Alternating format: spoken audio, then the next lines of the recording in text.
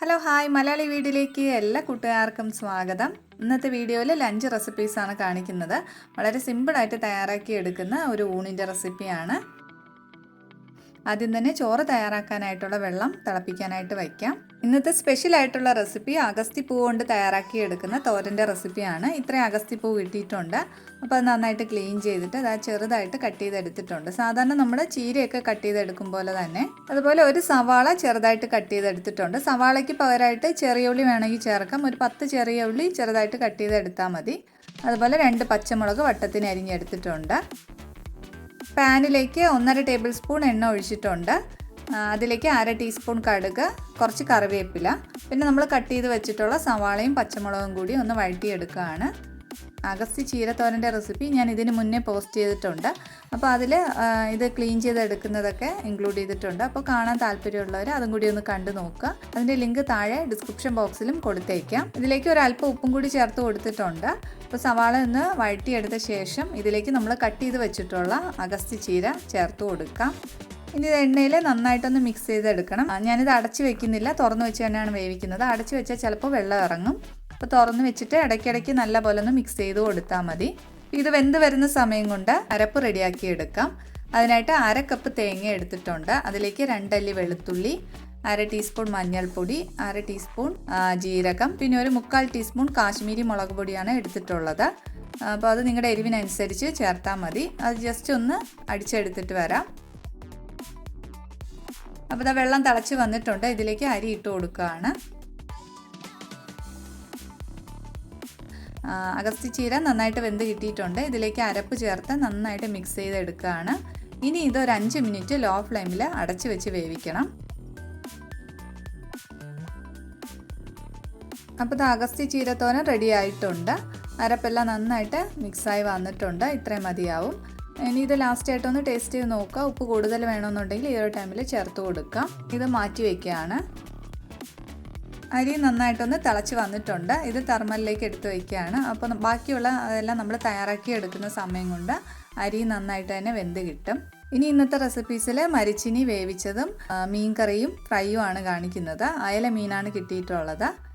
മരിച്ചിനി തൊലി കളഞ്ഞെടുത്തിട്ടുണ്ട്. ഇനി ഇത് ചെറിയ പീസസ് ആയിട്ട് കട്ട് ചെയ്തെടുക്കാം. ചെറുതായിട്ട് കട്ട് ചെയ്ത് നന്നായിട്ട് കഴുകി എടുത്തിട്ടുണ്ട്. ഇനി ഇത് വേവിക്കാനായിട്ട് ആവശ്യമായിട്ടുള്ള വെള്ളം ഒഴിക്കുകയാണ്. കുറച്ച് ഉപ്പും കൂടി ചേർത്തിട്ട് അടച്ചു വെച്ച് വേവിക്കാം. ഇതാ മരിച്ചിനി വെന്ത് കിട്ടിയിട്ടുണ്ട്. അപ്പോൾ ഇതൊരു അരിപ്പയിലേക്ക് ഇട്ട് കൊടുക്കുകയാണ്.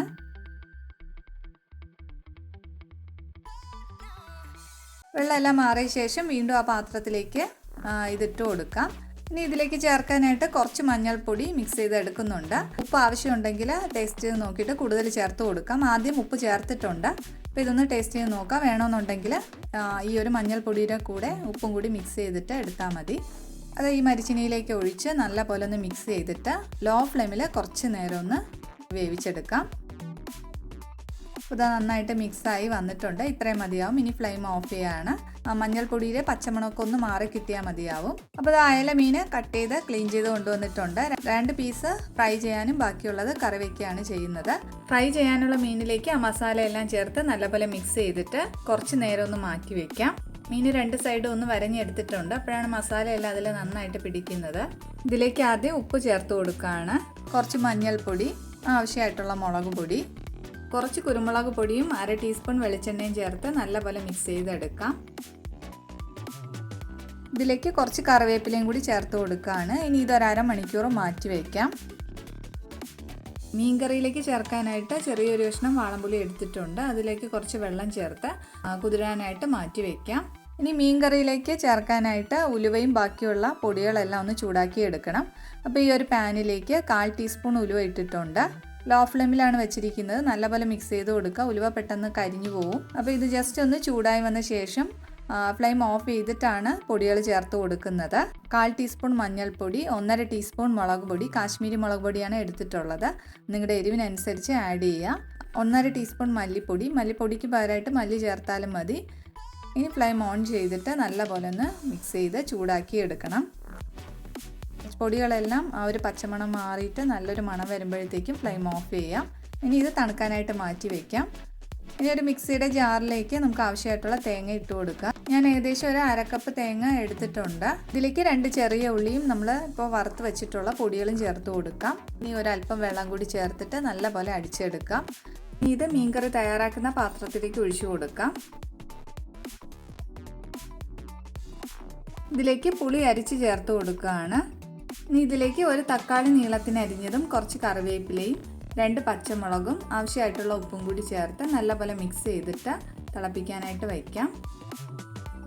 അപ്പോൾ ഇതാ ഗ്രേവി നന്നായിട്ട് തിളച്ച് വന്നിട്ടുണ്ട്. ഇനി ഇതിലേക്ക് നമ്മൾ കട്ട് ചെയ്ത് വെച്ചിട്ടുള്ള മീൻ ഇട്ട് കൊടുക്കാം.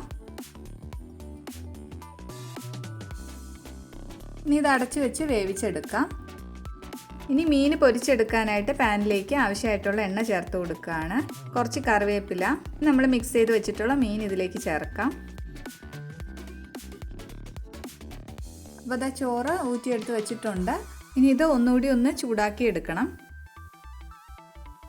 മീൻകറി നന്നായിട്ട് തിളച്ച് എണ്ണയെല്ലാം തെളിഞ്ഞ് വന്നിട്ടുണ്ട്. ഇത്രയും മതിയാവും. ഇനി ഇതിലേക്ക് താളിച്ച് ചേർക്കാം. മീൻ ഫ്രൈ റെഡി ആയിട്ടുണ്ട്. അപ്പോൾ അത് കോരി മാറ്റുകയാണ്. താളിക്കാനായിട്ട് 1 ടേബിൾ സ്പൂൺ എണ്ണ എടുത്തിട്ടുണ്ട്. എണ്ണ ചൂടായി വരുമ്പോഴത്തേക്കും 1/2 ടീസ്പൂൺ കടുകും കുറച്ച് കറിവേപ്പില ഇട്ടിട്ടുണ്ട്. ഇതൊന്ന് ഫ്രൈ ആയി വരുമ്പോഴത്തേക്കും മീൻ കറിയിലേക്ക് ഒഴിച്ചു കൊടുക്കാം. അപ്പോൾ ഇതാ മീൻ കറിയും റെഡി ആയിട്ടുണ്ട്. ഈ സലാഡ് തയ്യാറാക്കാനായിട്ട് 1 കപ്പ് തൈര് എടുത്തിട്ടുണ്ട്. അതിലേക്ക് സവാള ചെറുതായിട്ട് അരിഞ്ഞതും പച്ചമുളക് ചെറുതായിട്ട് അരിഞ്ഞതും കുറച്ച് ഉപ്പും കൂടി ചേർത്തിട്ട് നല്ലപോലെ മിക്സ് ചെയ്തെടുക്കാം.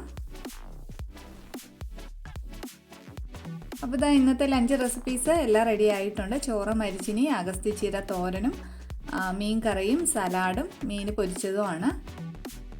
അപ്പോൾ നല്ല ടേസ്റ്റി ആയിട്ടുള്ള നല്ല സിമ്പിൾ ആയിട്ടുള്ള ലഞ്ച് റെസിപ്പീസാണ്. എല്ലാവരും തീർച്ചയായിട്ടും ട്രൈ ചെയ്ത് നോക്കുക. ട്രൈ ചെയ്ത് നോക്കിയിട്ട് നിങ്ങളുടെ ഫീഡ്ബാക്കുകൾ അറിയിക്കാൻ മറക്കരുത്. വീഡിയോ ഇഷ്ടപ്പെട്ടാൽ ലൈക്ക് ചെയ്യുക. സബ്സ്ക്രൈബ് ചെയ്യാതെ കാണുന്നവർ സബ്സ്ക്രൈബ് ചെയ്ത് സപ്പോർട്ട് ചെയ്യണം. Thank you for watching.